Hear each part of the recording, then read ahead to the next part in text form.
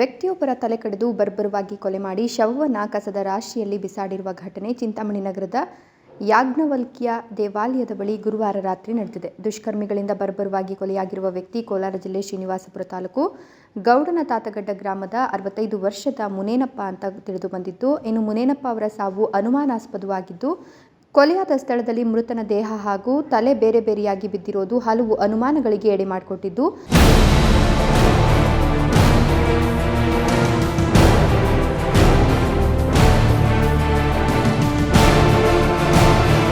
ಪೊಲೀಸರ ತನಿಖೆಯಿಂದ ಮಾತ್ರ ಕೊಲೆಗೆ ನಿಖರ ಕಾರಣ ತಿಳಿದು ಬರಬೇಕಿದೆ. ವಿಷಯ ತಿಳಿದ ಕೂಡಲೇ ಸ್ಥಳಕ್ಕೆ ಡಿವೈಎಸ್ಪಿ ಮುರಳೀಧರ್ ಹಾಗೂ ಚಿಂತಾಮಣಿ ನಗರ ಠಾಣೆಯ ಪೊಲೀಸರು ಹಾಗೂ ಬೆರಳಚ್ಚು ತಜ್ಞರು ಭೇಟಿ ನೀಡಿ ಪರಿಶೀಲನೆ ನಡೆಸಿ ಮುಂದಿನ ಕ್ರಮ ಕೈಗೊಂಡಿದ್ದಾರೆ.